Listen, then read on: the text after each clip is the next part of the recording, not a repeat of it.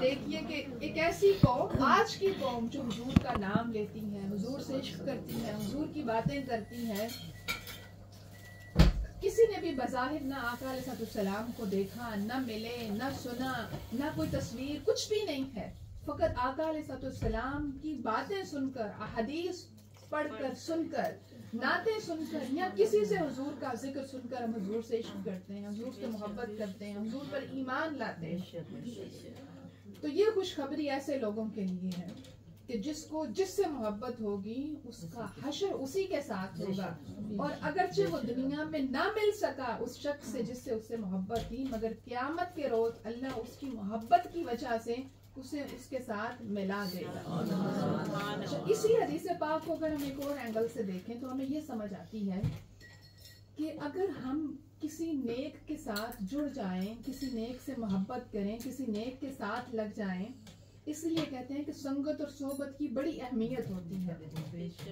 अगर हम नेक के साथ जुड़ जाएं तो वो नेकी हमें अपने साथ मिला लेती है। आप देखें ना कि हम जब किसी नेक मजलिस में बैठते हैं, महफिल में बैठते हैं, तो हमारी कैफियत या कुछ लोगों की थोड़ी देर के लिए बदलती है, कुछ की ज्यादा देर के लिए बदलती है, कुछ की 1-2 दिन के लिए बदलती है।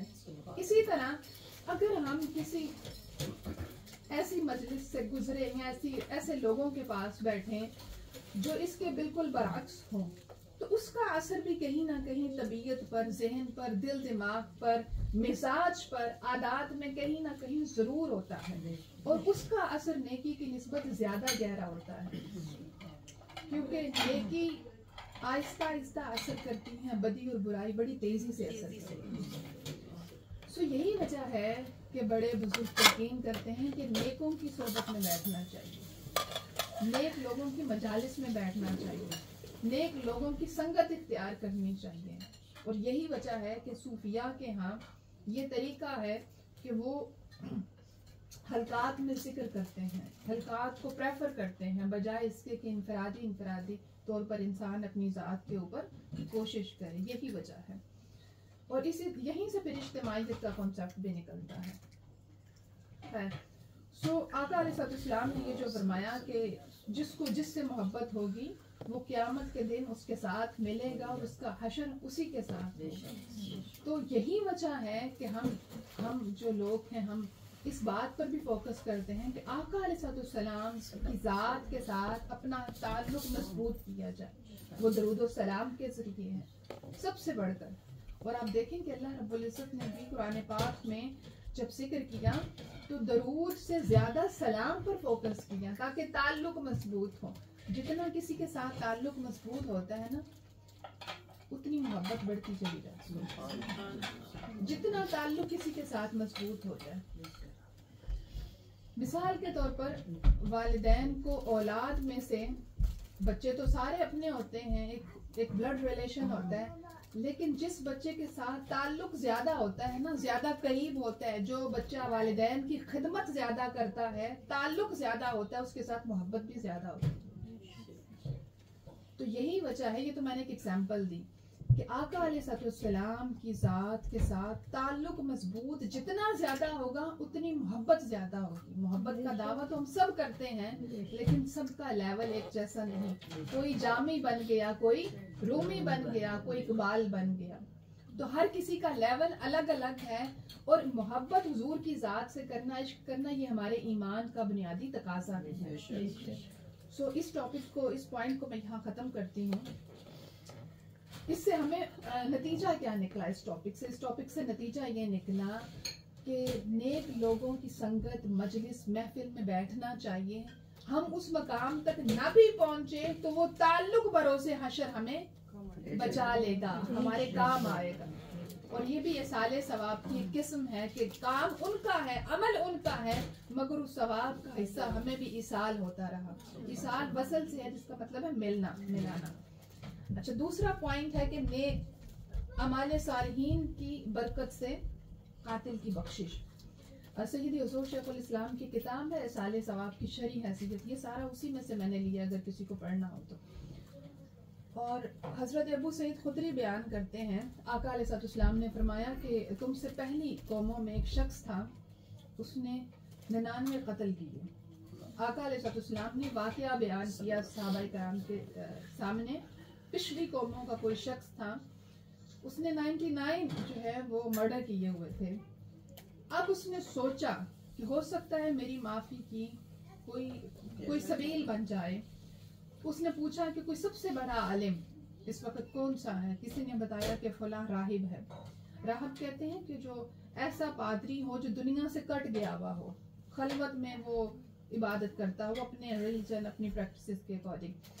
तो उसने जब वो वहां पहुंचा और उसको बताया कि मैंने 99 कत्ल किए हैं, तो क्या मेरी बख्शिश की कोई सूरत है?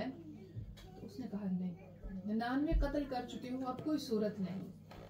तो उस शख्स को गुस्सा आया और उसने उस राहिब को भी मार दिया और अब 100 पूरे हो गए। अब वो फिर किसी ऐसे शख्स की तलाश में निकला जो नेक हो, सबसे बड़ा आलिम हो। बेसिकली उसकी तलाश आलिम की थी। फिर उसे किसी ने बताया कि फलां जगह पर आलिम है, उसके पास जाओ। जब वो उसके पास पहुंचा और बताया, नहीं बल्कि पहुंचा नहीं, उसकी तरफ चल पड़ा। अभी उस बस्ती में नहीं पहुंचा, पहले से मिला जिसको उसने मार दिया, दूसरे की तलाश में चल पड़ा और उसे उसके इलाके का, उस बस्ती का पता चला। अभी जा रहा था कि उसकी डेथ हो गई। जब उसकी डेथ हो गई तो अब जन्नत के फरिश्ते भी आ गए, दोज़ख के फरिश्ते भी आ गए।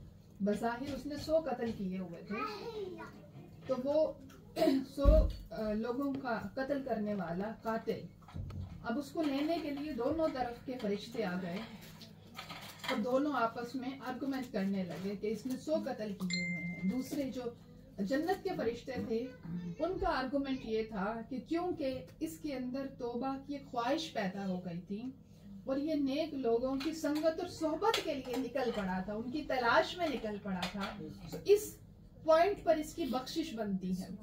फिर अल्लाह रब्बुल इज्जत की तरफ से ये इल्हाम हुआ और उन्होंने उस जो फासला था उसको मय्यर किया कि जो इसने फासला तय कर लिया है, अगर वो कम है तो फिर ये दोज़ख वाले फरिश्तों के साथ जाएगा, और अगर वो ज्यादा है यानी नेकोकारों की तरफ फासला कम रह गया है तो अब ये जन्नत का हकदार है। फिर वो जब आका अलैहिस्सलाम ने ये वाकया बयान किया कि फिर जब वो फासला मय्यर किया गया तो वो ज्यादा तय कर चुका था और थोड़ा रहता था, तो उस बुनियाद पर क्योंकि वो नेकोकारों की बस्ती के करीब पहुंच चुका था, उसने ज्यादा फासला तय कर लिया था, तो उस वजह से फिर उसकी बख्शिश हो। तो यहाँ से हमें क्या पता चलता है कि तौबा करने की नीयत, इखलास और नेक लोगों के साथ मिलने की ख्वाहिश और वो सफर और इखलास उसके काम आया कि इतने कत्ल यानी इतने गुनाह करने के बाद भी बिल आखिर अल्लाह रब्बुल इज्जत ने उसको बख्श दी। फिर तीसरा पॉइंट इसमें ये कि जो मैयत के या फौत शुदगान के जो करीबी लोग हैं, जिनको हम और क़याम में लवाहिकीन कहते हैं, जो करीबी रिलेटिव्स होते हैं, उनके अमल से और उनके आमाल से जो फौत शुदगान हैं उनको बेहिसाब अजर और सवाब मिलता है। और बेशुमार अहादीसे पाक हैं इस टॉपिक पर, बेशुमार। सूरह निसा की आयत नंबर 8 अगर हम पढ़ें तो उसमें अल्लाह रब्बुल इज्जत ने फरमाया कि अगर वरासत की तकसीम के वक्त गैर वारिस रिश्तेदार, वरासत की तकसीम के वक्त, क्योंकि वरासत में जिनका हकदार है वो तो वारिस हो गए, लेकिन ऐसे रिश्तेदार जो वारिस ना हो डायरेक्ट, ठीक है, वो प्लस यतीम और मोहताज मौजूद हों, तो उस माल में से कुछ ना कुछ उनको भी दे दो। ये अल्लाह रब्बुल इज्जत का हुक्म है सूरह निसा आयत नंबर 1 में। और फरमाया, साथ ही फरमाया कि नेक बात कहो, यानी नेकी की तलकीन की, यानी अता करो। और साथ ही अल्लाह रब्बुल इज्जत ने ये भी फरमा दिया कि अता करके जितलाओ नहीं, एहसान ना जितलाओ, कोई कमेंट ना करो उसके ऊपर, और ऐसे अल्फाज अपने मुंह से अदा ना करो कि जो तुम्हारे अजर को जायल करने। फरमाया कि नेक बात कहो। अब ये जो आयत करीमा है कुरान मजीद की, इसमें बड़ा खास लेसन है कि वरासत की तकसीम के वक्त गैर वारिस जो रिश्तेदार हैं, यतीम हैं और मोहताज हैं। विरासत किसने तकसीम करनी है? जो वारिस हैं, यानी जाने वाला तो जा चुका, अब जो कुछ पीछे तुरका वो छोड़ के गया है, उसको डिवाइड करने का टाइम आ गया। उसको डिवाइड कर किया जा रहा है। जो भी वारिस हैं, जो भी उस वक्त वाहिकीन हैं, उनको अल्लाह रब्बुल इज्जत ने नसीहत की। जो हिस्सेदार हैं उनको हिस्सा मिल गया और वो अपना हक लेकर चले गए। उनका जो हिस्सा था वो उन्होंने लिया। उससे बज़ाहिर वो जिसने सारी उम्र कमाई की, उसको बज़ाहिर कोई फायदा नहीं होगा। ऐसा ही है ना, क्योंकि उन्होंने कमाया, वो कमा कर इस दुनिया से चले गए। अब पीछे जो वारिस बने उन्होंने आपस में तकसीम कर ली, बात खत्म यहाँ पर। लेकिन अल्लाह ने फरमाया कि जो गैर वारिस रिश्तेदार हों, यतीम हो और मोहताज हों, उनको भी उसमें से दो।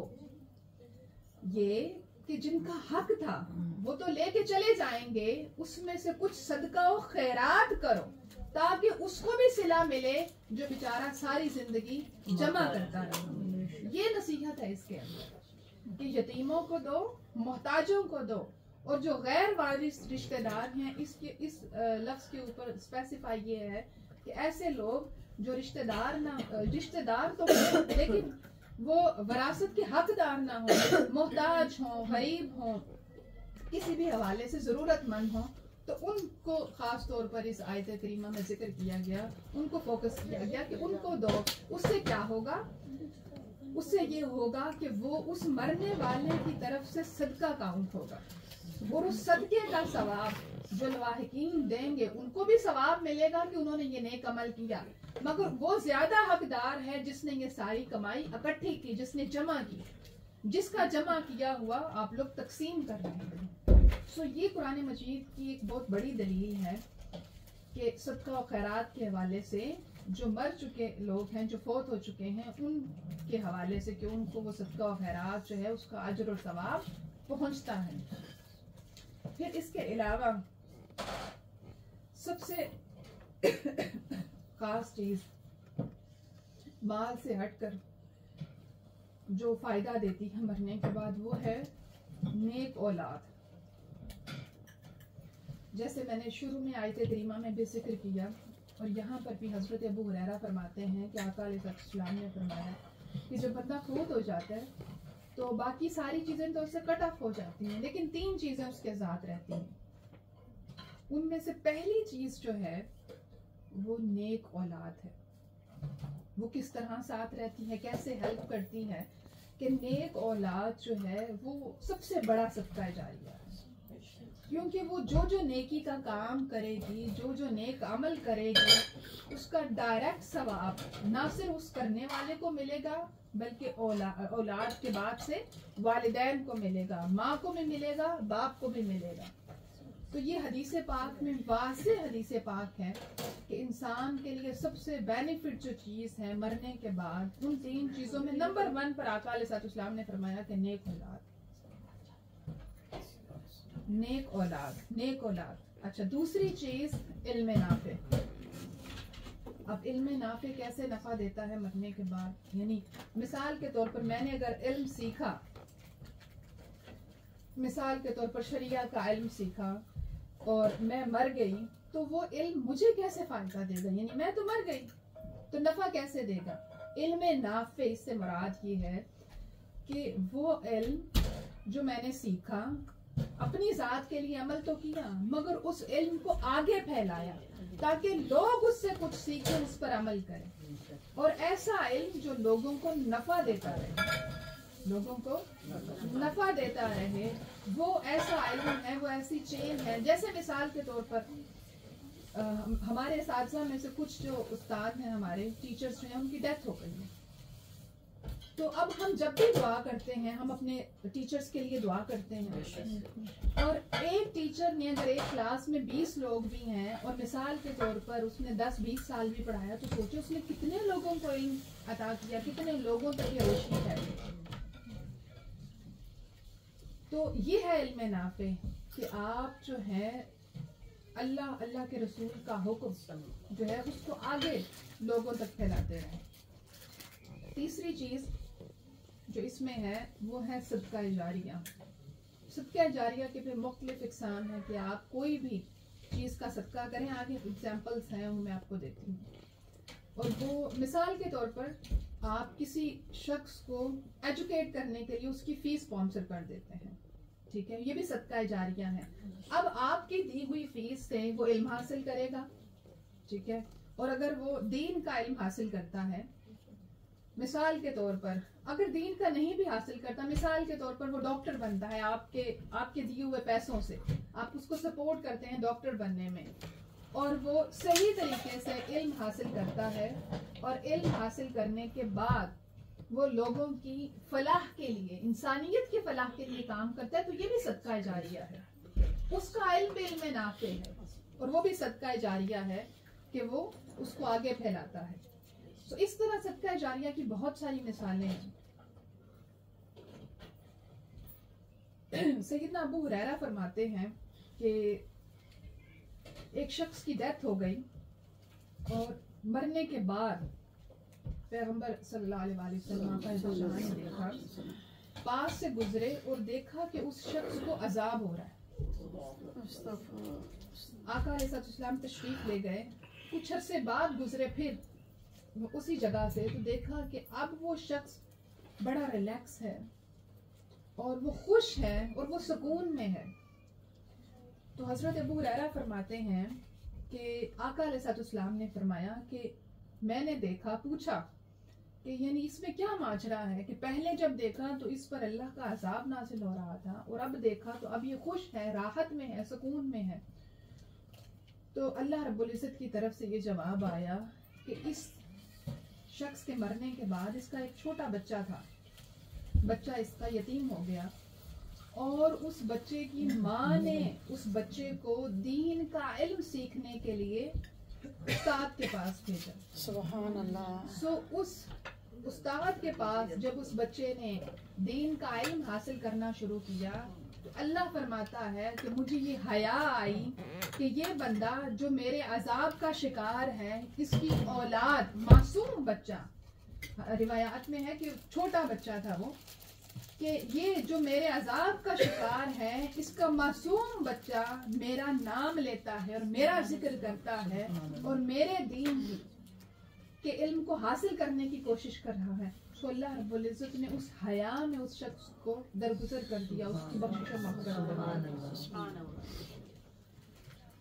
इसी तरह एक और हदीस पाक में है कि आका अलैहिस्सलाम एक कब्र के पास से गुजरे तो उसको उसके ऊपर अजाब हो रहा था। तो आका अलैहिस्सलाम ने सब टहनियाँ ली और दोनों कब्रों के ऊपर रख दी।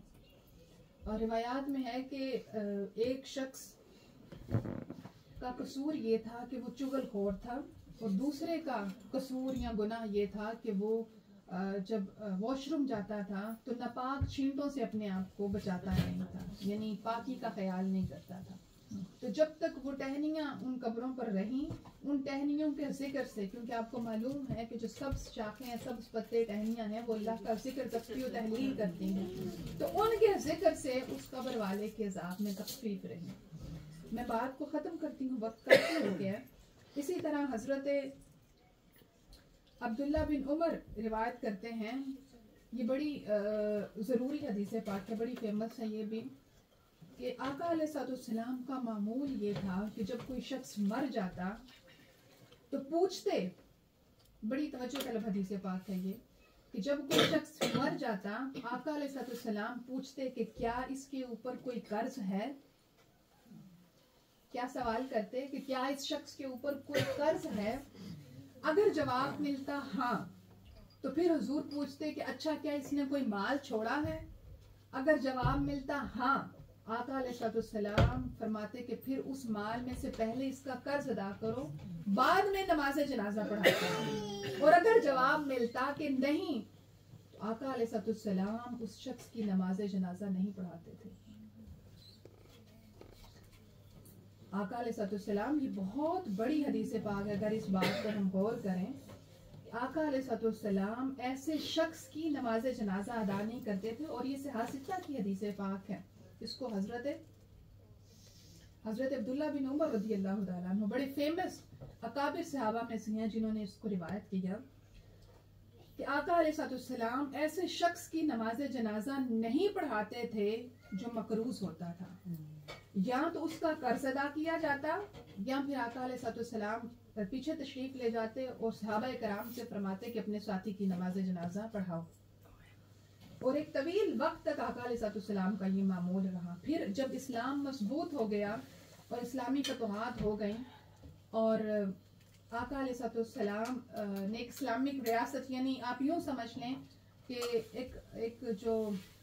एक दौलत है, एक वेल्थ है, इस लिहाज से फाइनेंशियली मुसलमान स्ट्रॉन्ग हो गए, तो फिर क्या मामूल था आका अलैहिस्सलाम का कि फिर आप उसका पहले कर्ज अपनी तरफ से अदा करते हैं। यानी पहले मामूल ये था कि आप नमाज जनाजा नहीं अदा करते थे, साइड पे तशरीफ ले जाते थे, सहाबा को हुक्म देते थे कि आप पढ़ाएं। लेकिन फिर जब फाइनेंशियली स्ट्रांग हो गए तो फिर आका अलैहिस्सलाम का मामूल ये था कि फिर आप खुद उसका कर्ज अदा करते, उसके बाद नमाज जनाजा पढ़ाते। तो इस हवाले से भी हमें बहुत ज्यादा एहतियात और ख्याल रखने की जरूरत है। ठीक है, तो मैं बस बात को यहीं खत्म करती हूँ। अल्लाह रब्बुल इज्जत हमें हर हवाले से दीन की तालीम के हवाले से भी बात कर लें, वो भी सुनता जा रही है। जी बिल्कुल, दीन की तालीम पर अमल फरमाए अल्लाह रब्बुल इज्जत। जैसे मैंने जिक्र किया सदका जारिया के हवाले से, तो अभी इंशाल्लाह 17 फरवरी को next month, less than a month रह गया कि मैनिफेस्ट कुरान के टाइटल से प्रोग्राम हो रहा है और उसमें सैयदी हुजूर शेखुल इस्लाम खुद तशरीफ लाएंगे। और आप सब स्पेशल क्या है उस प्रोग्राम में ये कि कुरान मजीद के इंग्लिश ट्रांसलेशन लिखी है और वो बेसिकली सैयदी हुजूर शेखुल इस्लाम ने जो हमारे यहाँ के इंग्लिश बोर्न बच्चे हैं, आप समझ लें कि GCSE कॉलेज लेवल के जो स्टूडेंट्स हैं, बच्चे और बच्चियाँ, उनकी एज को सामने रखकर लिखी हैं ताकि वो कुरान मजीद को समझ सके, उनका कनेक्शन कुरान मजीद के साथ स्ट्रॉन्ग हो सके। क्योंकि अरबी पढ़ने से हमें समझ नहीं आती और यहाँ के बच्चों को उर्दू पढ़े तो उनको उर्दू ही नहीं पढ़नी आती।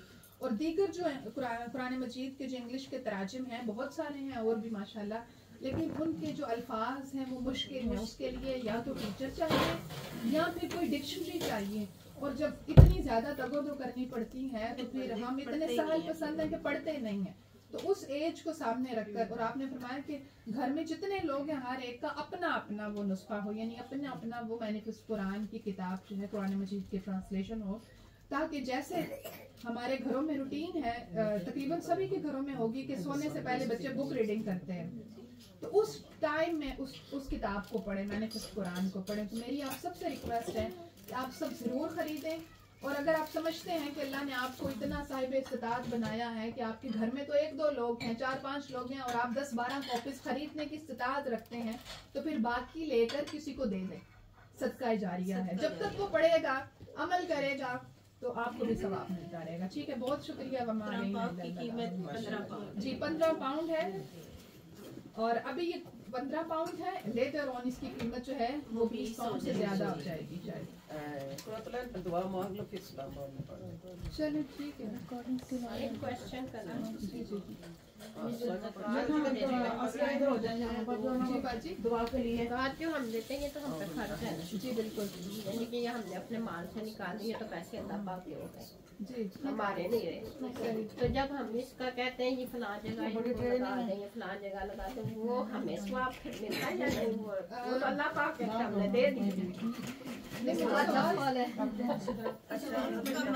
ये है, अगर सरकार के पैसे हम कहते हैं कि इधर लगाएं, लेकिन वो अल्लाह के पैसे हैं, आप दे दें, उनकी मर्जी वो किस तरफ लगाए। नहीं, उसका सवाब मिलता है। उसका सवाब ऐसे मिलता है कि ज़कात हमारे ऊपर फर्ज है ना, हम अगर देंगे तो हमें सवाब मिलेगा, नहीं देंगे तो गुनाह मिलेगा। ठीक है, सदका जारिया से डिफरेंट है ना, ये सदका से डिफरेंट है। और हम जब किसी को देते हैं ना, मिसाल के तौर पर मैं कहती हूँ कि हम MWF वालों को देते हैं, ठीक है, तो जो तंजीमात होती हैं या जो वेलफेयर्स होती हैं उनको ज़कात देना 100% जायज़ है। उसकी वजह ये है कि आपने ज़कात में किसी को मालिक बनाना होता है। आप जब उसको दे देते हैं पैसे तो आप उनको मालिक बना देते हैं, आपने अदा कर दी और आप उनको ये हक भी दे रहे हैं। जी, आप उनको हक भी दे रहे हैं कि आप इसको कहीं भी यूज़ कर सकते हैं, ठीक है। और अगर आप स्पेसिफाई करें कि ये हमारी जो ज़कात है इसको वाटर पंप के लिए यूज़ करना है, तो अब अगला बंदा जो है, यही वजह है कि वेलफेयर वाले अलग अलग नोट करते हैं। अगर आप स्पेसिफाई कर दें कि फलां को देंगे तो फिर वो पाबंद होते हैं, और अगर वो नहीं करेंगे तो वो जवाबते हैं, आप नहीं है। ये है कि वो पैसे तो अल्लाह पाक से हमने तो दे दिए, अल्लाह पाक के थे से क्या मुराद? मतलब ये ज़कात है, वो तो हर शय अल्लाह पाक की, अल्लाह ने नसरीन मस्जिद के पैसों को मस्जिद की दूसरी जगह पे नहीं लगा सकते। अच्छा पता क्या दुआ जो है ना वो कुरातल प्लीज बेटे दुआ दो। जी ठीक है, टाइम तो चलो। बिस्मिल्लाह। अल्लाहुम्मा सल्ली अला सय्यिदिना व मौलाना मुहम्मद व अला आलिहि व सहबिहि व बारिक वसल्लम। अल्लाहुम्मा सल्ली अला सय्यिदिना व मौलाना मुहम्मद व अला आलिहि व अस्हाबिहि व बारिक वसल्लम। अल्लाहुम्मा सल्ली अला सय्यिदिना व मौलाना मुहम्मद व अला आलिहि व सहबिहि व बारिक वसल्लम। बिस्मिल्लाहिर्रहमानिर्रहीम। अल्हम्दुलिल्लाहि रब्बिल आलमीन अर्रहमानिर्रहीम मालिकि यौमिद्दीन। इय्याका नअबुदु व इय्याका नस्तईन इहदिनस सिरातल मुस्तकीम सिरातल लज़ीना अनअमता अलैहिम गैरिल मग़दूबि अलैहिम वलद्दाल्लीन। क़ुल हुवल्लाहु अहद अल्लाहुस समद लम यलिद व लम यूलद व लम यकुल लहू कुफुवन अहद। क़ुल हुवल्लाहु अहद अल्लाहुस समद लम यलिद व लम यूलद व लम यकुल लहू कुफुवन अहद। अल्लाहुम्मा अस्तिरनी बिसत्रिकल जमील या गफ़ीर लुत्फ़ी अदरिकनी बिलुत्फ़िकल ख़फ़ी कल्लती लती अंतल वसीलती अदरिकनी या रसूलल्लाह या हबीबल्लाह या महबूबल्लाह। ए पाक परवरदिगार, ए मौला करीम, ए दोनों जहानों के पालने वाले अल्लाह, या रब्बुल जलाल, मौला हम तेरे गुनाहगार बंदे तेरी तौफीक से, तेरी अता से, तेरे इज़्न से तेरी बारगाह ज़ुल जलालियत में हाजिर हैं। मौला इस हाज़री को अपनी बारगाह में अपनी शान के लायक कबूल फरमा। मौला करीम, यहाँ सूरह यासीन, सूरह मुज़म्मिल, सूरह मुल्क, सूरह वाक़िया, सूरह तग़ाबुन, दुरूद पाक, मौला जो जो कलाम पढ़ा गया और जितनी बार भी पढ़ा गया, पाक परवरदिगार तू खूब जानता है। मौला यहाँ नात ख़्वानी की गई, तेरा ज़िक्र हुआ, तेरे मुस्तफ़ा का ज़िक्र हुआ। मौला हमें सारी काविश को, जो बाजियाँ बहनें माएँ चल कर आएँ, परवरदिगार या रब्बुल जलाल जो खाने का एहतमाम किया गया, मौला हम एक एक शय को तेरी बारगाह में पेश करते हैं, अपनी बारगाह में अपनी शान के लायक कबूल करना। या रहमान, या रहीम, या गफूर, या तव्वाब, या रब्बुल जलाल, मौला हम तेरी बारगाह में इल्तिजा करते हैं, इसको अपनी शान के लायक अपने हबीब, हमारे आका व मौला, ताजदारे मदीना, मकीन गुंबद खज़रा की बारगाह में पेश कर दे। या रब्बुल जलाल, इस सारी काविश को तमाम अंबिया, रसूल, शुहदा, सालिहीन, आका दो जहां के आबा व अजदाद, उम्महातुल मुमिनीन, अज़वाज मुतहहरात, हुजूर की अहले बैत, हुजूर के सहाबा, मौला करीम तेरे वली मुस्तफ़ा के आशिक, पिराने पीर सैयदी हुजूर गौसुल आज़म, हुजूर क़ुदवतुल औलिया, मौला हर एक की बारगाह में तू अपनी शान के लायक पेश फरमा। ए रहीम, ए करीम, ए असीम रब, मौला आका दो जहां के जोड़ों का सदका, परवरदिगार बाजी नसरीन राजा के शोहर इस दुनिया से रुखसत हो गए, मौला बिलखसूस उनकी रूह को इसका सवाब पहुँचा। या रब्बुल जलाल, परवरदिगार उनके बच्चों को उनके लिए सदका जारिया बना। मौला आका दो जहां की शफाअत अता फरमा। या रहीम, या करीम, या रब, परवरदिगार आका दो जहां के जोड़ों का सदका परवरदिगार इस सारे काविश का, इस सारे कलाम का मौला करीम इसका सवाब बाजी परवीन के सास ससुर, बाजी नसरीन के सास ससुर, उनके वालिदैन, उनके आइज़ा कारब, मौला जो जो इस दुनिया से रुखसत हो गया, ननिहाल ततिहाल से, मेके से, ससुराल से, मौला हर एक की रूह को फर्दन फर्दन इसका सवाब पहुंचाते हैं। आप दो जहां के सदके कबूल फरमाओ। कुछ दिन हुए उनको या रब्बे ज़ुल जलाल, इनकी बहू अतिया, उनकी नानी और उनके मज़ीद रिश्तेदार जो जो भी उस दुनिया से रुखसत हो गया, मौला हर एक की रूह को इसका सवाब पहुंचाते हैं। कबूल फरमाओ या रब्बे ज़ुल जलाल। वो बेऔलाद दुनिया से गए हैं, उनके शोहर उन दोनों में यहाँ भी बहुत सारे स्वाब। बाजी नसरीन के पुप्पो और उनके शोहर पुप्पा जी, परवरदिगार उनकी रूह को इसका सवाब पहुंचाते हैं। कबूल फरमा मौला। इनके रिश्तेदारों, इज़्ज़ा अकारब, दोस्त अहबाब में से जो जो इस दुनिया से रुखसत हो गया, हर एक की रूह को इसका सवाब पहुंचाते हैं। फर्दन फर्दन कबूल फरमा मौला। हम जितने लोग यहाँ बैठे हुए हैं परवरदिगार, इन सब के अहलो अयाल में से, रिश्तेदार में से, वालिदैन में से, मौला जो जो इस दुनिया से रुखसत हो गया, परवरदिगार हर एक की रूह को इसका सवाब पहुंचाते हैं। फर्दन फर्दन कबूल फरमा मौला। हर एक के परवरदिगार हर एक के लिए आका अलैहिस्सलाम की शफाअत मुकद्दर कर दे मौला करीम। हर एक को कब्र में राहत और सुकून अता कर दे मौला। हर एक की कब्रों को जन्नत के बागात में से बाग बना दे मौला। हर एक को कब्र की जिंदगी में सुकून अता फरमा, राहत अता फरमा या रब्बे ज़ुल जलाल। जितने लोग फौत हो गए मौला करीम, उनके पीछे जो रिश्तेदार दुनिया में हैं, उनको उनके लिए सदका जारिया बना या रब्बे ज़ुल जलाल। ज़िक्र का सदका मौला, जितने बीमार हैं उनको शिफा अता फरमा मौला। बाजी नसरीन की बेटी को सेहत और शिफा अता फरमा, खुशियाँ अता फरमा मौला करीम। घर का सुकून अता फरमा मौला। इनके बेटों को खुशियाँ अता फरमा मौला। इनके पोतों को, पोतियों को, हर एक को, हर रिश्तेदार को मौला, हर एक को सुख अता फरमा, खुशियाँ अता फरमा, हुजूर की मोहब्बत अता फरमा, हुजूर की गुलामी अता फरमा मौला। दीन पर अमल पैरा होने की तौफीक अता फरमा मौला। हम जितने लोग तेरी बारगाह में हाजिर हैं मौला, हम सबको आका अलैहिस्सलाम का इश्क अता फरमा, हुजूर की मोहब्बत अता फरमा मौला करीम। हमारी औलादों को नेक तकवा और सालिहियत के रास्ते पर चला मौला। हमारी बेटियों को सय्यदा कायनात के दर की बांदियां बना मौला। हमारे बेटों को इमाम हसनैन करीमैन के नक्शे कदम पर चला मौला करीम। कुरान का इल्म हासिल करने की तौफीक अता फरमा मौला करीम। एक बाअमल मुसलमान बना या रब्बे ज़ुल जलाल। हम सब के हाल पर करम फरमा मौला।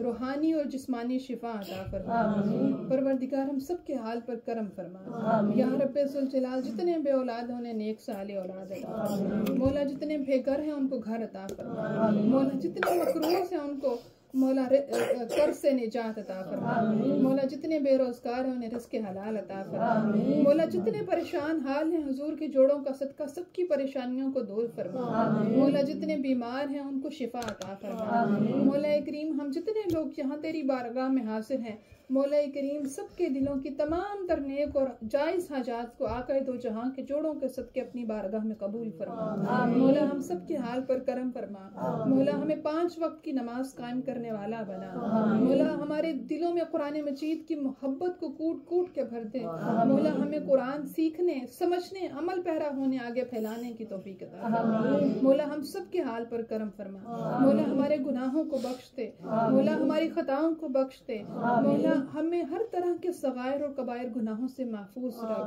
परवरदिगार। हमें हमारे ज़मीर को ज़िंदगी अता फरमा मौला। हमें अपने नफ्स से, शैतान से लड़ने की हिम्मत, ताकत और क़ुव्वत अता फरमा या रब्बे ज़ुल जलाल। हमारे हाल पर करम फरमा परवरदिगार। हम सबको आका दो जहां के दर अक़दस की हाज़िरी मौला मोहब्बत के साथ, अदब के साथ, शौक के साथ करने की तौफीक अता फरमा मौला। हमें अपने घर का तवाफ करने की तौफीक अता फरमा, हजर अस्वद को बोसा देने की तौफीक अता फरमा या रब्बे ज़ुल जलाल। हमारे हाल पर करम फरमा मौला। पाकिस्तान के हाल पर करम फरमा या रब्बे ज़ुल जलाल। पाकिस्तान को गैरतमंद क़यादत अता फरमा, गैरतमंद बाइज़्ज़त हुक्मरान अता फरमा या रब्बे ज़ुल जलाल। गज़ा फ़लस्तीन के मुसलमानों की मदद फरमा परवरदिगार। पूरी दुनिया में जहाँ जहाँ मुसलमान हैं मौला करीम, हुजूर के जोड़ों का सदका उन्हें इत्तेहाद अता फरमा मौला। यूनिटी अता फरमा मौला। तरक्की अता फरमा मौला। अरूज अता फरमा या अल्लाह परवरदिगार। सबकी दुआओं को अपनी बारगाह में आका दो जहां के जोड़ों के सदके शर्फ़ कबूलियत अता फरमा आमीन। अल्लाहुम्मा सल्ली अला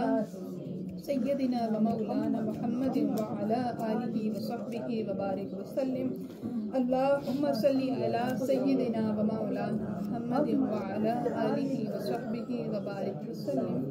अल्लाहुम्मा सल्लि अला सय्यदिना व मौलाना मुहम्मदिन व अला आलिहि व सहबिहि व बारिक व सल्लिम। ला इलाहा इल्लल्लाह। शाद जिक्र कलमा शरीफ को दफा बुलंद आवाज से ला इलाहा इल्लल्लाह ला इलाहा इल्लल्लाह ला इलाहा इल्लल्लाह ला इलाहा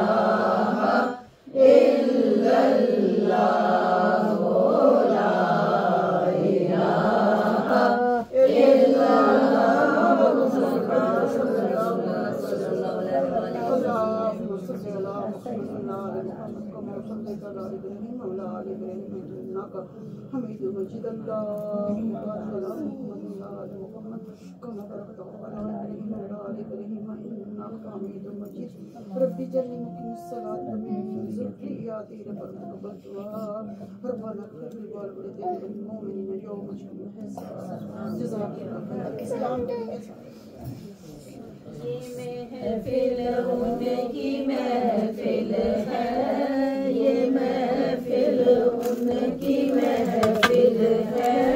खुदावंद जिन पे शहदा है, उठो ताज़ीम की खातिर अदब का ये तकाज़ा है।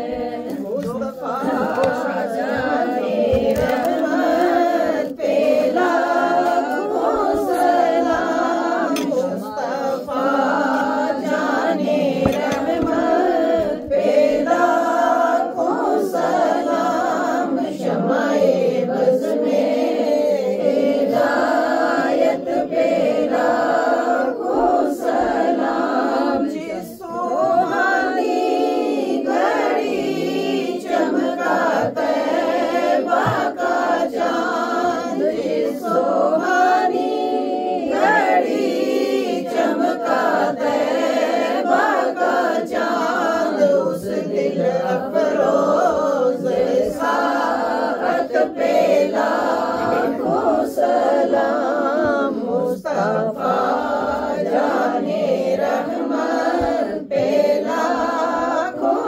सलाम। शमाए बज़ में हिदायत पे लाखों सलाम। तलवों के बोसे लिए अर्श ने, जिनके तलवों के बोसे लिए अर्श ने, उस कफ़े पाकी हुर्मत पे लाखों सलाम। मुस्तफ़ा जाने रहमत पे लाखों सलाम। शमाए बज़ में हिदायत पे लाखों सलाम। पर पढ़े वो मदीना सुने, हम यहाँ पर पढ़े वो मदीना सुने। मुस्तफ़ा की समात पे लाखों सलाम। मुस्तफ़ा जाने रहमत पे लाखों सलाम। शमाए बज़ में हिदायत पे लाखों सलाम। जिनको जन्नत का समरा मिला, वो दसों जिनको जन्नत का समरा मिला, उस अहला जमात पे लाखों सलाम। मुस्तफ़ा जाने रहमत पे लाखों सलाम। शमाए बज़ में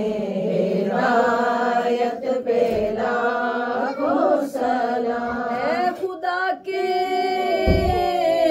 लाडले प्यारे रसूल और ये सलामे आज हो कबूल आका जी ये सलामे आज हो कबूल अस्सलातु वस्सलामु अलैका या सय्यदी या रसूल अल्लाह अस्सलातु वस्सलामु अलैका या सय्यदी या हबीब अल्लाह अस्सलातु वस्सलामु अलैका या सय्यदी या नबी अल्लाह व अला आलिका व सहाबिका या सय्यदी या रसूल अल्लाह।